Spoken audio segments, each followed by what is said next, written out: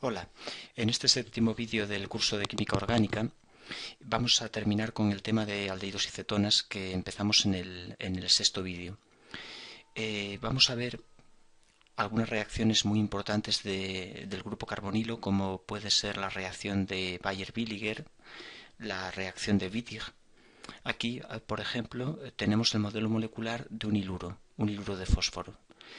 Tenemos el átomo de fósforo unido a tres fenilos, y a un grupo metilideno o metileno.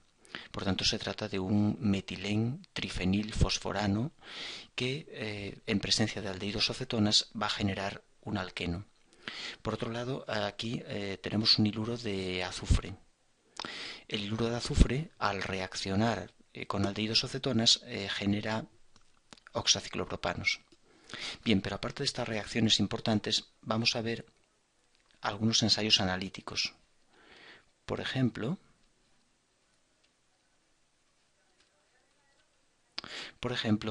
el ensayo de las fenilhidracinas, que producen con aldehídos y cetonas precipitados de color amarillo. Se suele utilizar la 2,4-dinitrofenilhidracina. También vamos a ver el ensayo de Fehling, que es específico de aldehídos, y el ensayo de Tollens, que también es específico de aldehídos. Produce la oxidación del aldehído a ácido carboxílico. Después vamos a pasar a reacciones ya más importantes, como por ejemplo las reducciones. Veremos cómo reducir aldehídos y cetonas a alcanos, la reducción de carbonilos alcanos, mediante reacciones como por ejemplo la reacción de Wolff-Kishner o la reacción de Clemensen. Reducciones de Wolff-Kishner y reducción de Clemensen.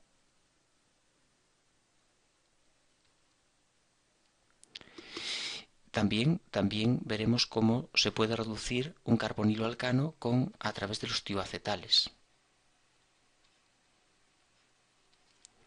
Y por último vamos a ver dos reacciones muy importantes, que son la oxidación de Baeyer-Villiger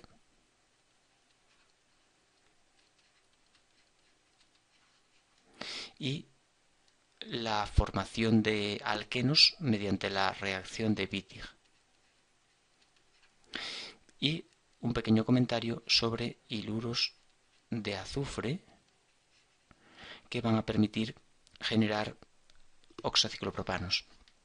Bien, un repaso rápido a los ensayos analíticos. Primero, el ensayo de la 2,4-dinitrofenilhidracina, que genera las correspondientes hidrazonas.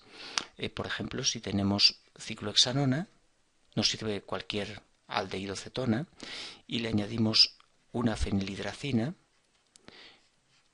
Nos sirve con el benceno sin sustituyentes, pero es muy utilizada la que lleva nitros en posiciones 2,4, que nos genera en un medio ligeramente ácido una cetona o aldehído con una hidracina, pues nos da lugar a una hidrazona.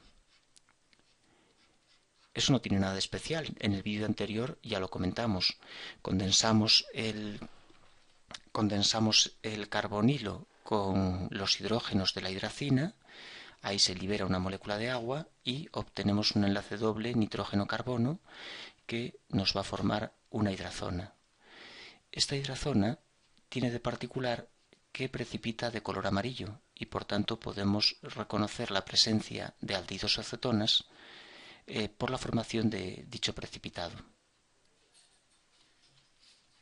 Y por tanto la obtención de esta fenilhidrazona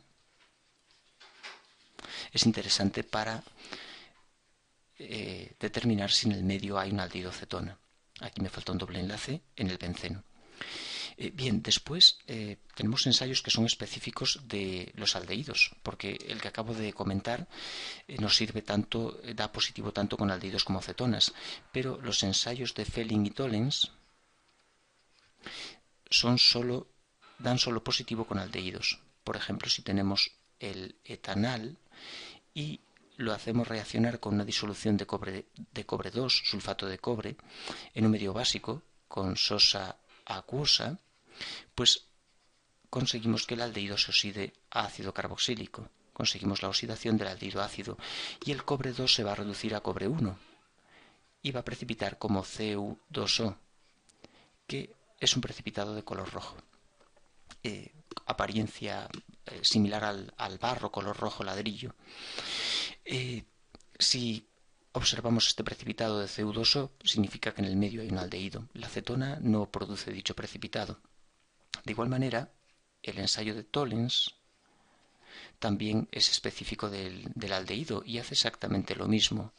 Nos lo oxida a un ácido carboxílico. Pero utiliza otro oxidante, diferente a Felling. En este caso se emplea plata más en una disolución amoniacal. La plata más procede, por ejemplo, de nitrato de plata y se reduce a plata elemental que va a precipitar, dando lugar a lo que se conoce como el espejo de plata. Espejo de plata. El ensayo se lleva a cabo en un tubo de ensayo o en un matraz y el interior de ese tubo de ensayo o matraz queda recubierto de una capa de plata, dando lugar a un espejo. Bien, ahora vamos a pasar ya a reacciones más importantes de aldehídos o cetonas, como por ejemplo las reducciones de carbonilos alcanos y la reacción de Baeyer-Villiger y la reacción de Wittig. Primero vamos a ver cómo reducir un carbonilo a un alcano, un aldehído cetona a alcano. Lo vamos a usar mucho en diferentes ejercicios. Reducción a alcano de aldehído cetona. Hay nada menos que 3 métodos. El primero, la reducción de Wolff-Kishner.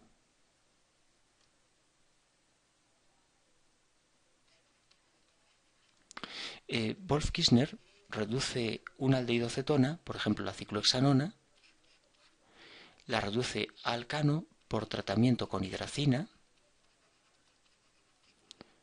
en un medio básico y sosa acuosa, dando lugar a ciclohexano. La hidracina va a formar una hidrazona y la sosa va a ir arrancando hidrógenos del grupo NH2 de la hidrazona, pasando la carga hacia este carbono, el cual se va protonando con el agua del medio hasta reducir el carbonilo alcano. A la reacción se produce, es hidracina con sosa a temperatura elevada. Requiere una fuerte calefacción. Otra forma de reducir un carbonilo en alcano es la reducción de Clemmensen. Clemmensen usa una aleación de zinc con mercurio, una amalgama de zinc, en medio clorhídrico. Y también consigue reducir cualquier aldehído cetona, por ejemplo la ciclohexanona, con esa amalgama de zinc, mercurio y clorhídrico, la reduce a ciclohexano. Y tenemos incluso otro método más que nos permite reducir carbonilos alcanos, que es a través de los tioacetales. En el vídeo anterior ya los comentamos. Si tenemos la ciclohexanona y le añadimos una molécula que lleva 2 grupos SH, es un ditiol, el 1,2-etano-ditiol, en presencia de un ácido como puede ser BF3, genera un tioacetal. Y este tioacetal, por hidrogenación con níquel-Raney, se va a reducir a alcano. El níquel-Raney, el hidrógeno catalizado por níquel-Raney, cambia los azufres por hidrógenos y genera ciclohexano. Por tanto, si estamos interesados en convertir carbonilos en alcanos, tenemos este camino. El camino inverso ya lo discutimos en el vídeo anterior. si tienes ciclohexano, ¿cómo lo conviertes en ciclohexanona? Pues un ciclohexano, para convertirlo en ciclohexanona lo bromamos con bromo y luz, obtenemos un bromociclohexano y a continuación, por ejemplo con agua, porque es un sustrato secundario, y mediante un mecanismo de tipo SN1, logramos el ciclohexanol. Una vez que tenemos el alcohol, estamos a un paso del carbonilo, no nos va a hacer falta más que oxidarlo. Como es un alcohol secundario, lo podemos oxidar, por ejemplo, con trióxido de cromo y protones agua, el reactivo de Jones. Y el paso inverso, pues puede ser, por ejemplo, hidracina con sosa y calor, o la reducción con la amalgama de zinc en clorhídrico. Bien, y por fin las reacciones importantes. Vamos a por las dos reacciones más importantes, que son las oxidaciones de Baeyer-Villiger y la formación de alquenos mediante Wittig.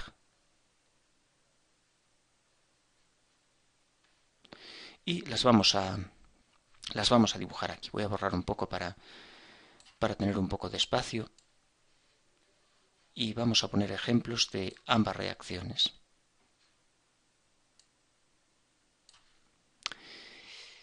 Bien. Bien, primero vamos a empezar con la oxidación de Baeyer-Villiger.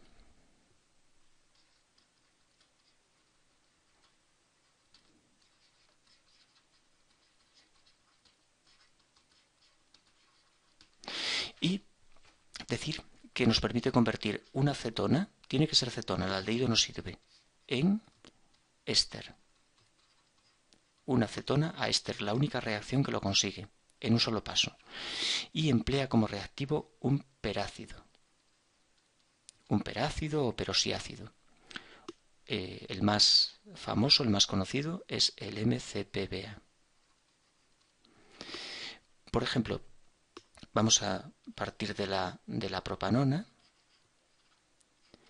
y le vamos a añadir un perácido que tiene esta forma, una cadena carbonada, podría ser un metacloro, un metaclorofenilo, en el caso del MCPBA, o cualquier otro tipo de cadena. Nos interesa especialmente este oxígeno que voy a señalar en rojo, este oxígeno del perácido. Es el oxígeno que va a actuar como nucleófilo y se va a introducir en la molécula. Y ese oxígeno va a entrar entre el carbono carbonilo de la molécula y su carbono alfa. Se mete entre el carbono carbonilo y el carbono alfa, pero no reemplaza al alfa, sino que forma enlaces entre el carbonilo y el alfa. Es decir, tenemos enlace carbono-carbonilo oxígeno del perácido y enlace del oxígeno del perácido al carbono alfa. Y esto nos da lugar a un éster. Por ejemplo, en este caso obtenemos el etanoato de metilo. Conseguimos el etanoato de metilo. Nos funciona también si la molécula es cíclica. Por ejemplo, imaginemos la ciclopentanona, la hacemos reaccionar con un perácido, MCPBA por ejemplo, dibujo en rojo es hidrógeno, y el oxígeno rojo entrará entre el carbono carbonilo y el carbono alfa, dando lugar a un ciclo de mayor tamaño, dando lugar a un ciclo de 6 miembros. En este caso también se obtiene un éster, pero un éster cíclico. Los ésteres cíclicos se llaman lactonas. Se obtiene una lactona. El oxígeno entra entre el carbono carbonilo y el carbono alfa. En el caso de que la cetona no sea simétrica, por ejemplo, imaginemos el caso de la ciclopentanona, pero con un metilo en la posición 2, por ejemplo. Tenemos la ciclopentanona, pero lleva un metilo en 2, la 2-metilciclopentanona, y el perácido, voy a poner comillas, el perácido de arriba, aporta el oxígeno, pero entra mejor ese oxígeno del lado donde tenemos el carbono alfa con más sustituyentes. Por ejemplo, de este carbono alfa parten dos cadenas, sin contar la que va al carbonilo. Se dice que el carbono alfa es un carbono secundario. De este carbono alfa parte una cadena, sin contar la que va al carbonilo, esa no la vamos a contar en ningún caso, ¿no? Es un carbono alfa primario, pues cuanto más sustituido, mejor entra de ese lado el oxígeno. Por tanto, obtenemos un ciclo de 6 con el oxígeno del lado del carbono alfa más sustituido. Es decir, se van a formar estos enlaces carbono-oxígeno, carbono-carbonilo-oxígeno y oxígeno-carbono alfa. Del lado más sustituido, mayoritariamente. También entra algo del lado del carbono primario, pero de forma minoritaria. Existe un orden de migración porque la reacción va a través de una transposición, de un salto de la cadena carbonada al oxígeno del perácido, y ese orden de migración establece que los hidrógenos son los que mejor migran. Después van los carbonos terciarios, después van los cicloexilos, después van carbonos secundarios que tienen una capacidad migratoria similar a un fenilo, y por último van los carbonos primarios, y el que peor migra es el metilo. Y esto lo podemos entender mejor con unos ejemplos. Si tenemos un aldehído en vez de una acetona, por ejemplo etanal, y lo hacemos reaccionar con un perácido, MCPBA por ejemplo, se observa que de las dos cadenas, la que va a migrar, es decir, el oxígeno, va a entrar del lado del hidrógeno.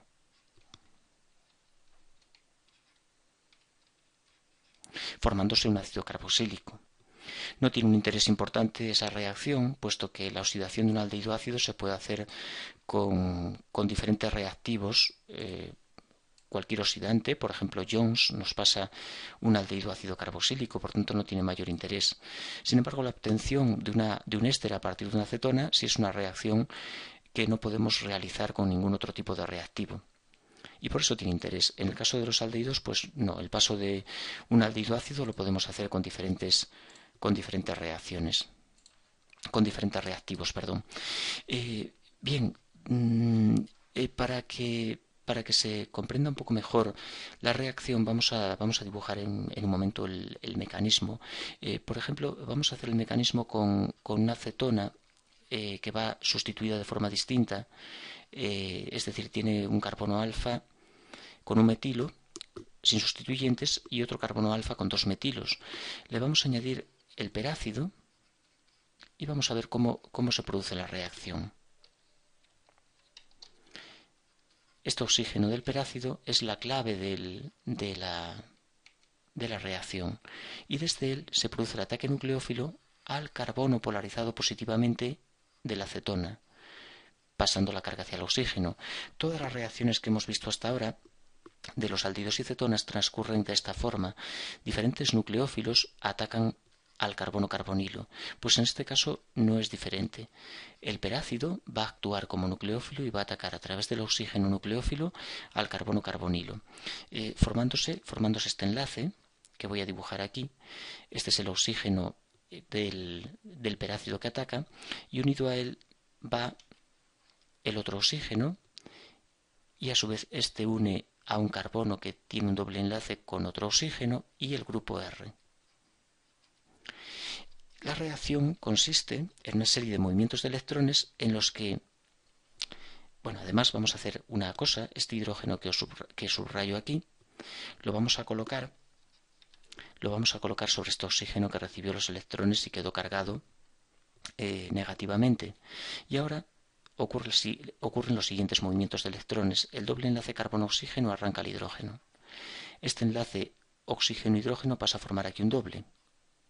Y ahora se produce la transposición de una cadena. ¿Qué cadena? La que va antes en el orden de migración.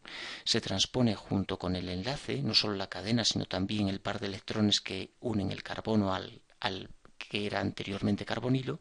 Todo ello salta hacia el oxígeno del perácido y este enlace rompe formando ahí un doble. De aquí nos sale un producto. voy dibujando este oxígeno que forma un enlace doble con el carbono. Lo pinto en rojo, el enlace formado por este movimiento de electrones.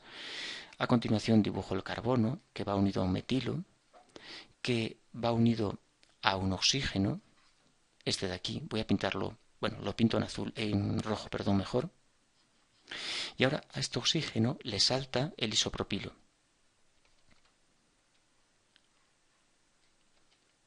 Carbono con un hidrógeno y dos metilos.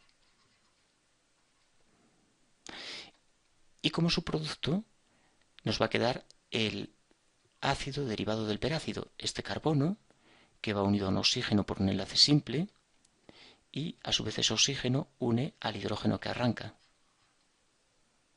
Este hidrógeno que pertenecía al oxígeno que nos forma el nuevo carbonilo del éster, lo coge el doble enlace carbono-oxígeno uniéndolo al oxígeno. Aquí nos queda el grupo R. Ahora este oxígeno que al romper el doble al romper el enlace oxígeno-oxígeno del peróxido forma aquí un nuevo enlace doble carbono-oxígeno, ácido carboxílico derivado del perácido y el éster. Este mecanismo bastante complicado, me ha quedado regular, muy metido todo uno por otro, pero es el mecanismo de Baeyer-Villiger. Y debido a esta transposición, a esta migración, se habla de que hay grupos que migran unos mejor que otros. El hidrógeno migra muy bien porque es un grupo pequeño y, dado su pequeño tamaño, es el que mejor migra de todos los demás con diferencia. Después van carbonos terciarios porque ya se basan en la estabilidad de carbocationes. Cuanto más estable sea el carbocatión generado sobre esta posición, mejor transpone, mejor migra. Bien, y por último, vamos a ver la reacción de Wittig. La reacción de Wittig es la mejor reacción que tenemos para formar alquenos. Y tiene lugar entre un carbonilo que puede ser un aldehído o una cetona y un iluro de fósforo, que tiene esta forma. Son tres fenilos unidos a un fósforo que a su vez une por un doble enlace a una cadena. Por ejemplo, le vamos a poner un grupo etilideno por cadena. El carbono puede llevar dos hidrógenos, grupo metilideno, o puede llevar incluso dos cadenas iguales, diferentes, no hay limitación en ese sentido. Estos dos reactivos se van a unir entre sí y de forma simple podemos recordar o dibujar el producto que se obtiene condensando el oxígeno con el fósforo para dar un subproducto que es el óxido de trifenilfosfina. Y los carbonos de carbonilo y de iluro se van a unir entre sí, generando un alqueno. El carbonilo de la ciclohexanona une por un doble enlace al carbono del iluro. Y esto nos genera el alqueno final de la reacción de Wittig. ¿De dónde procede el iluro? Iluro de fósforo.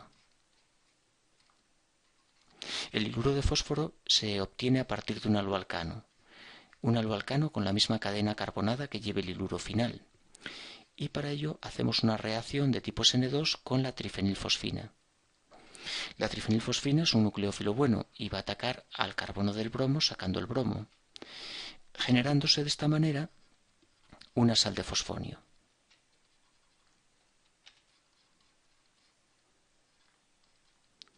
Sal de fosfonio. La sal de fosfonio tiene una peculiaridad. En este carbono hay hidrógenos ácidos y en presencia de bases fuertes, como por ejemplo organometálicos de litio, se pueden arrancar esos hidrógenos. Y esto nos va a generar un carbanión.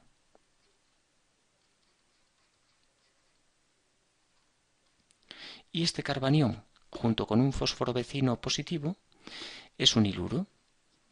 Y podemos reconocerlo mejor con la estructura que tengo dibujada arriba, en la que se forma un enlace doble carbono-fósforo, que es la estructura estable del iluro.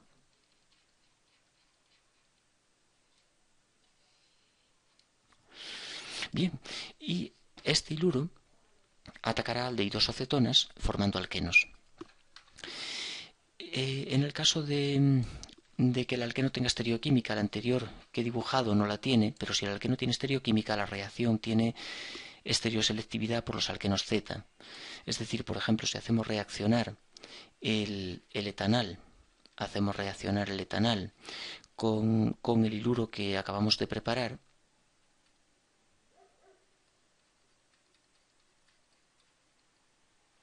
el alqueno generado es mayoritariamente alqueno Z, es decir, los metilos quedan los dos al mismo lado.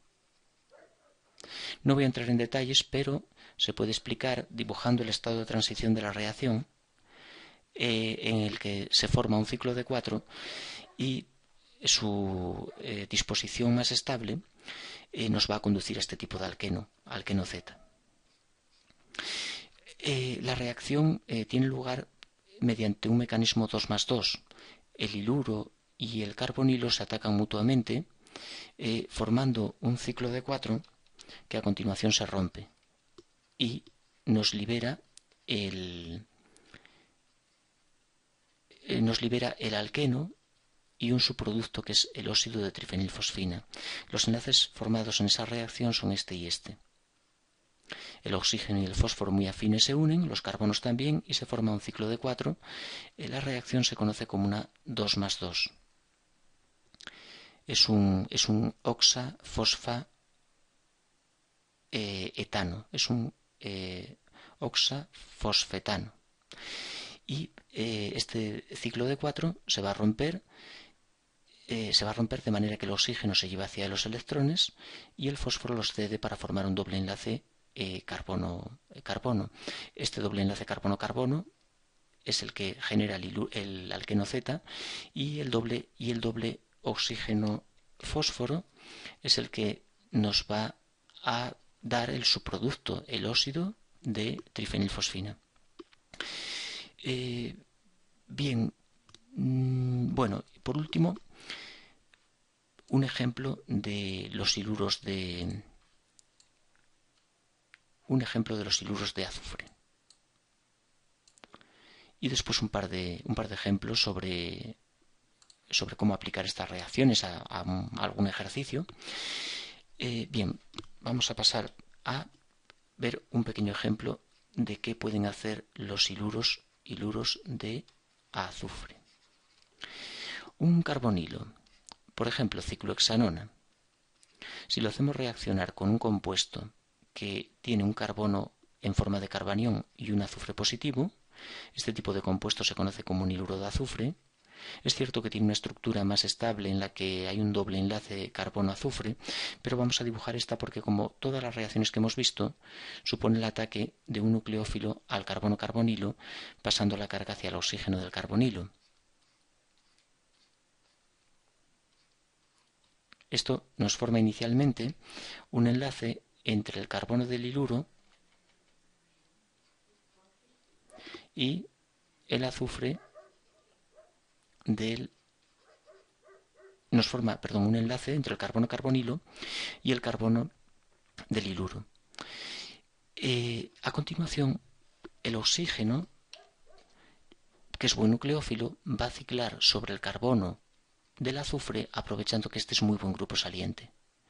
Esa SN2 intramolecular nos va a rendir el producto final, que es un oxaciclopropano. Este tipo de reacción genera epóxidos. Aquí el enlace formado en la SN2 intramolecular. Y voy a dibujar también este en rojo, que es el enlace formado en el ataque nucleófilo del iluro al carbono-carbonilo. Por tanto, el epóxido tiene uno de los carbonos de ese epóxido, es el carbonilo de partida, y el otro es el CH2 del iluro, en el supuesto de que empleemos este tipo de iluro que he dibujado aquí. Existen otros tipos de iluro con diferentes cadenas carbonadas, en cuyo caso podemos modificar este carbono, podemos tenerlo sustituido. Bien, vamos a dibujar algunos ejemplos sobre las reacciones que hemos visto. Por ejemplo, vamos a intentar hacer las siguientes transformaciones. Vamos a partir de una acetona la 1-feniletanona y vamos a intentar, mediante un camino lo más sencillo posible, obtener un alcohol, el ciclopentanol. ¿Cómo podemos hacer esto? Pues una buena idea es utilizar la reacción de Baeyer-Villiger, es decir, utilizar un perácido como el MCPBA y mediante el uso de ese perácido obtener un éster. El éster se puede hidrolizar fácilmente a un alcohol y a un ácido carboxílico. Como vimos en el orden de migración, el oxígeno entrará preferentemente de este lado de la acetona, puesto que su carbono alfa es más sustituido, es un carbono secundario.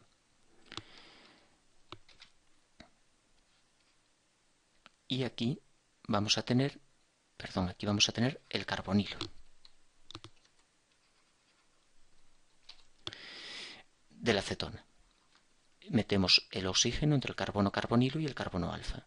Y a continuación no tenemos más que hacer una hidrólisis ácida o básica, sosa, acuosa y calor. Y esa hidrólisis rompe por ahí la molécula, el éster, liberando el alcohol y un ácido carboxílico. Vamos a ver otro ejemplo de aplicación de las reacciones. Voy a borrar por aquí un poco y voy a poner otro ejemplo ahora de Wittig. Cómo utilizar la reacción de Wittig en la síntesis de un compuesto relativamente complejo.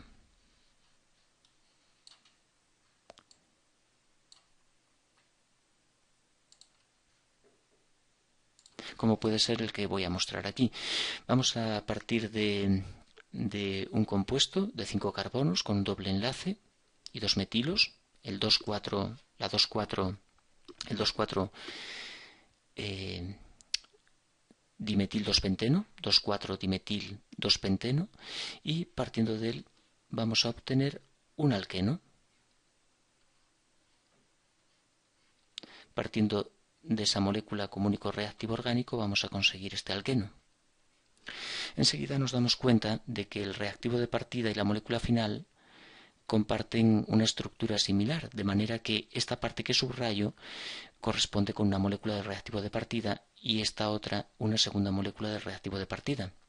Y lo único que tenemos que hacer es unirlas mediante este doble enlace carbono-carbono, es decir, unir este carbono de una molécula a el carbono equivalente de otra molécula igual, ¿no? ¿Y para ello qué podemos usar? Pues como tenemos que formar un enlace doble, podemos pensar en la reacción de Wittig. Y si pensamos en esa reacción, lo que hacemos es romper el enlace doble carbono-carbono y dibujar unos reactivos que nos generan ese enlace doble carbono-carbono, que van a ser un carbonilo y un iluro. La reacción de Wittig se realiza por reacción entre un carbonilo y un iluro. Por ejemplo, este carbonilo y este iluro.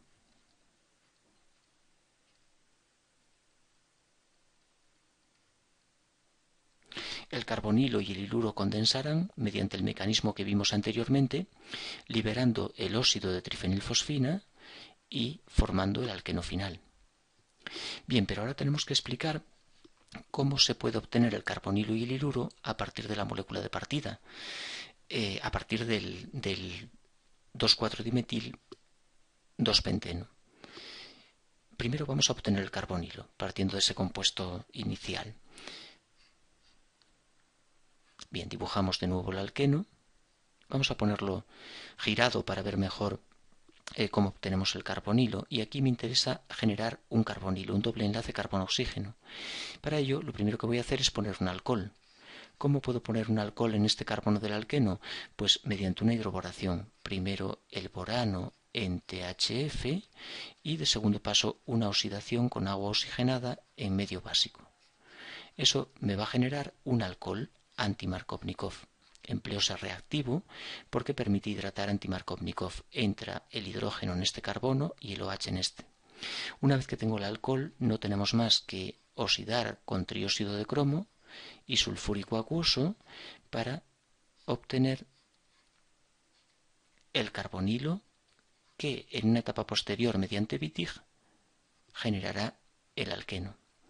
Ahora vamos a pasar a obtener el iluro. Partiendo de esa misma molécula voy a obtener el iluro. Volvemos a dibujar la molécula de alqueno. En este caso voy a cambiarle la forma, voy a pintarla así. Y aquí vamos a formar un iluro. Y para ello, ¿qué necesitamos? ¿Qué hay que formar primero? Pues un aloalcano. Los iluros se forman por SN2 entre la trifenilfosfina y un aloalcano. Y para poner aquí un bromo, pues vamos a hacer una adición de HBr en presencia de peróxidos para que sea anti-Markovnikov. Eso nos va a dejar en este carbono un bromo. Y ese bromo reaccionará a continuación con la trifenilfosfina para dar lugar a una sal de fosfonio, que a continuación, por reacción con una base fuerte, lo normal es un organometálico de litio,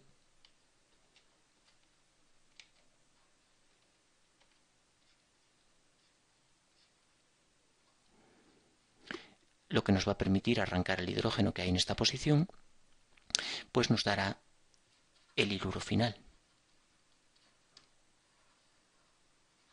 Vamos a pasar a formar ahí el doble enlace ya directamente, y esto, bueno, voy a dibujarlo aquí porque no voy a tener sitio. Esto nos va a dar el iluro.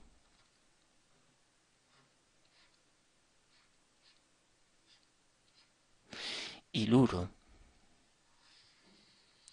y carbonilo condensan según el mecanismo que hemos visto, la 2 más 2 y después la inversa, la retro 2,2, para generar el producto final. Es otro ejemplo de la facilidad que tiene la reacción de Wittig para generar alquenos. Bien, y vamos a dejar aquí este séptimo vídeo sobre las reacciones de aldehídos y cetonas. Bueno, y podemos poner numerosos ejemplos más. Quizá haga un vídeo dedicado a resolver ejercicios que empleen estas reacciones, pero en el siguiente vídeo, en el vídeo 8, vamos a pasar a los enolatos y los enoles. Los aldehídos y cetonas tienen, como hemos visto, tienen una reactividad importante por ataque de nucleófilos al carbonilo. Son atacados por una gran variedad de nucleófilos, pero tienen también una reactividad muy importante que consiste en arrancar su hidrógeno alfa, carbono-carbonilo, carbono alfa. El carbono alfa tiene hidrógeno ácido con un pKa que anda sobre 20, 18 en aldehídos, 20 en cetonas, y la sustracción de ese hidrógeno por parte de una base nos va a conducir a la formación de los famosos enolatos. Buenos nucleófilos que son capaces de atacar a diferentes electrófilos, como pueden ser aloalcanos, produciendo una alquilación y por tanto alargando la cadena de la cetona, o incluso atacar a moléculas de su propia naturaleza, a moléculas de carbonilos, para generar una reacción muy famosa que es la condensación aldólica, o el ataque a alfa-beta insaturados, carbonilos alfa-beta insaturados, que nos van a dar lugar a una reacción conocida como Michael, la reacción de Michael. Todo esto tiene una gran importancia, y lo vamos a discutir en el siguiente vídeo.